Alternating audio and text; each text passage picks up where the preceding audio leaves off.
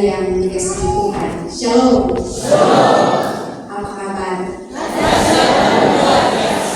Puji Tuhan. Bapak Mama dikasih Tuhan. Kesendirian kadang bisa sangat menakutkan. Apalagi ketika ada kemungkinan bahaya sedang mengintai. Kesendirian begitu sangat mengerikan. Kesendirian sangat menakutkan, apalagi ketika ada ancaman yang sedang dirancang bagi kehidupan kita. Tentu kesendirian begitu menakutkan. Oleh karena itu, orang seringkali butuh teman untuk berjalan melewati tempat yang sepi dan gelap. Bahkan ada seorang penulis dia bilang, sendiri itu kita dapat melakukan sedikit hal kecil, tetapi ketika bersama kita mampu melakukan banyak hal-hal hebat dan luar biasa. Demikian sebenarnya gambaran perasaan murid-murid saat itu yang menjadi bagian bacaan kita di pagi ini. Di dalam perikop sebelumnya, dalam ayat 1 hingga ayat 4a, murid-murid tahu bahwa mereka akan mengalami penganiayaan karena mengikuti Yesus. Dan di ayat selanjutnya, murid-murid harus menerima kenyataan bahwa dalam penderitaan itu Yesus tidak akan ada bersama-sama dengan mereka. Kenyamanan yang terancam ditambah lagi dengan ditinggalkan oleh Yesus sang sumber kekuatan yang selalu menghibur mereka, tentu bukan situasi yang mudah bagi murid-murid. Apalagi kita sendiri tahu bahwa murid-murid adalah orang-orang yang selalu bergantung kepada Yesus. Apa-apa mereka selalu bilang, "Guru, apa yang harus kami lakukan? Guru, kami hampir binasa, bantulah kami." Dan berbagai macam pengalaman-pengalaman mereka yang menyampaikan bahwa mereka tidak bisa hidup seorang diri tanpa Yesus. Lantas mereka harus ada dalam ancaman dan Yesus tidak bisa bersama-sama dengan mereka. Murid-murid kehilangan satu-satunya tempat pengaduan setiap persoalan yang mereka alami. Kekasih-kekasih Tuhan, Yesus tahu bahwa murid-murid sedang diliputi oleh kesedihan, kecemasan, ketakutan akan ditinggal. Tetapi dalam momen ini Yesus sedang memberi janji kepada murid-murid. Janji itu yang menjadi nats pembimbing bagi kita di pagi ini.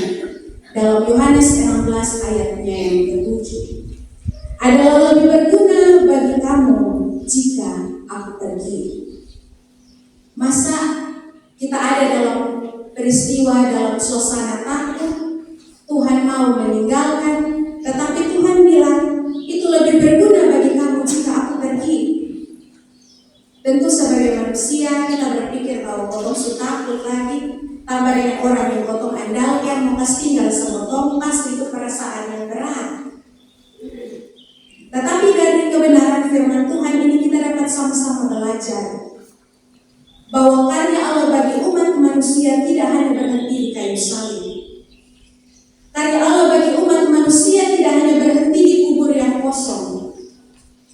Karya Allah bagi manusia tidak hanya berhenti ketika Yesus naik ke sorga, tetapi sebaliknya, karya Allah bagi manusia terus berlanjut melalui karya Roh Kudus, melalui pelayanan-pelayanan dalam gereja, melalui Bapak Mama, saudara-saudari dan saya.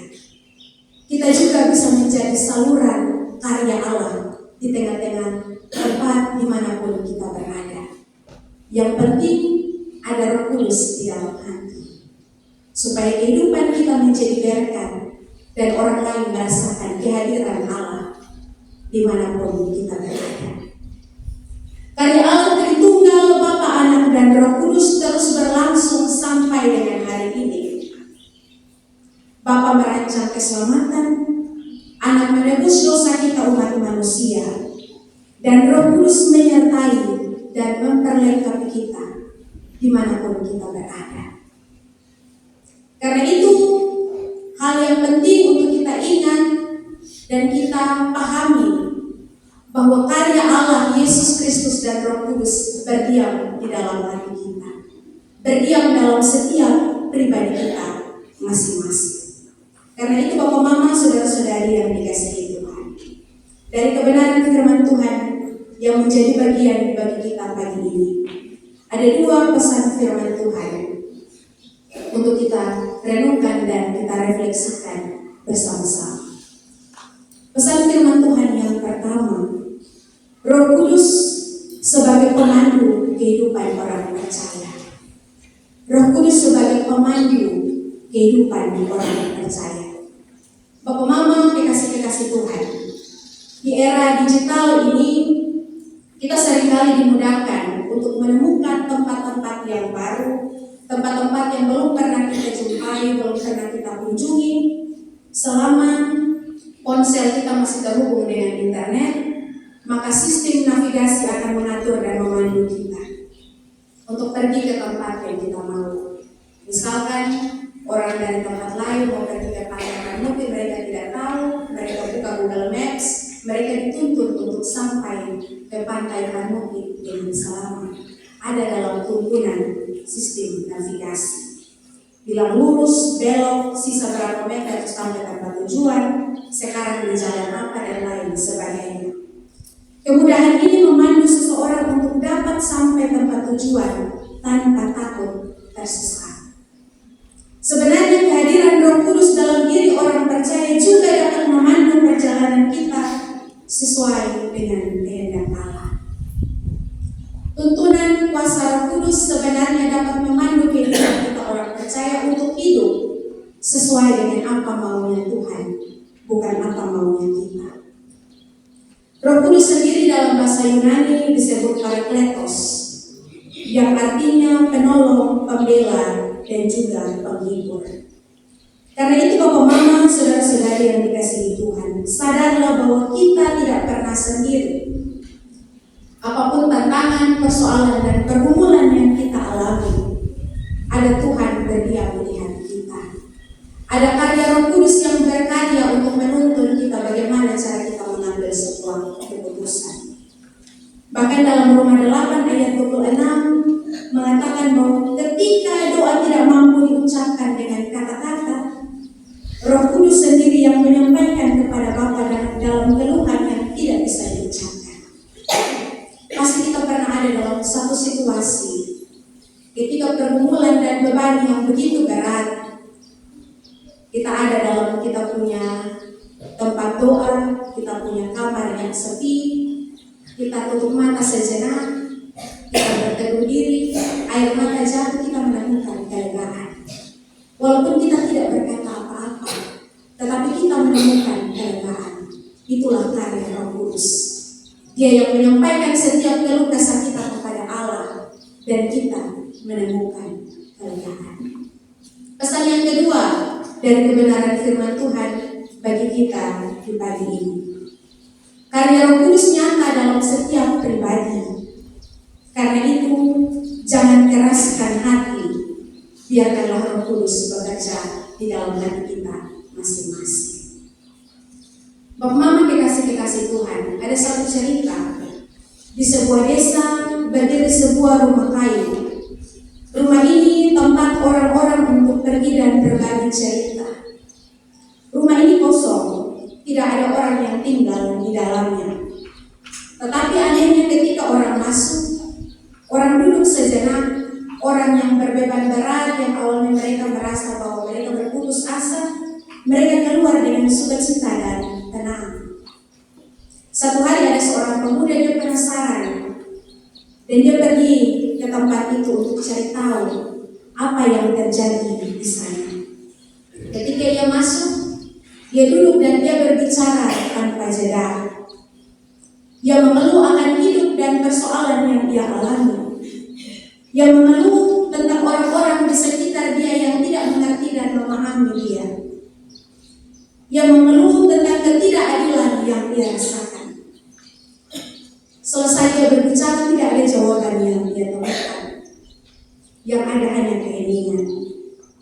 Pemuda ini akhirnya dia menjadi kesal dan dia marah-marah. Karena terlalu banyak marah-marah, akhirnya dia lelah dan dia terdiam dalam keheningan. Dan dalam keheningan itu, dia mendengar suaranya diulang kembali ketika tadi dia marah-marah, ketika tadi dia menyampaikan segala sesuatu yang menjadi pergumulan dia. Dia menjadi sadar bahwa betapa keras dan kasarnya dia dalam berbicara. Dia menjadi sadar bahwa betapa cepatnya dia menyalahkan orang lain. Dia menjadi sadar bahwa betapa sedikitnya dia dalam memahami sesama yang Tuhan titipkan di tengah-tengah di mana dia berada. Akhirnya pria itu menjadi sadar bahwa rumah itu bukan tempat untuk berbicara, tetapi rumah itu adalah tempat untuk berdiam dan mendengar suara hati Tuhan. Mendengar suara Tuhan berbicara di dalam hati dia sendiri. Bisikan Roh Kudus terdengar ketika mulut berhenti untuk berbicara dan menyampaikan sesuatu yang tidak bisa lagi kita sampaikan. Bang Mama, kekasih-kekasih Tuhan, di dalam dunia yang penuh kebisingan, terkadang kita mau suara kita didengar. Kita mau menyampaikan segala sesuatu yang mengganjal di dalam hati kita. Kita mau berbicara dengan sangat kuat, sangat hebat, sampai kita lupa bisikan Roh Kudus di dalam hati kita masing-masing. Padahal justru dalam keheningan seringkali Tuhan berbicara sangat jelas. Roh Kudus berbicara sangat kuat di dalam hati kita. Kadang-kadang kita cari tempat, kita cari orang-orang luar biasa untuk kita bercerita. Tetapi kita lupa bahwa ada Roh Kudus yang berdiam di dalam hati kita. Dia juga mampu berbicara dengan kita yang mau untuk terhubung dengan Dia. Bahkan di dalam Mazmur 46 ayat 11 mengatakan, diamlah dan ketahuilah bahwa Akulah Allah. Tuhan Yesus sendiri juga menarik diri dari keramaian untuk berdoa, untuk memiliki koneksi hubungan dengan Allah. Dari keteladanan ini kita sama-sama belajar bahwa keheningan bukanlah sebuah kelemahan, tetapi dalam keheningan kita mampu menemukan kekuatan dari Roh Kudus lewat hati kita masing-masing. Ada amin? Dalam keheningan kita mampu mendengar suara Tuhan berbicara dalam hati kita. Bagi kita yang tidak pernah mendengar suara Tuhan berbicara, mungkin suara kita yang lebih besar dari suara Tuhan. Ataukah Tuhan tidak memiliki tempat di hati kita sehingga kita tidak pernah mendengar suara Tuhan berbicara.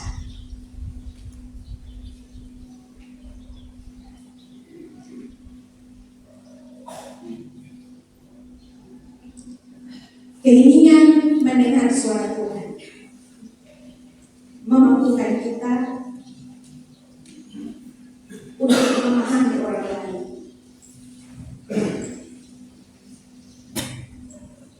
Memampukan kita untuk peduli dengan orang lain. Kuasa Roh Kudus memampukan kita. Kalau kita sulit untuk mengampuni, tanyakan pada diri kita masing-masing, apakah kuasa Tuhan ada dalam diri saya?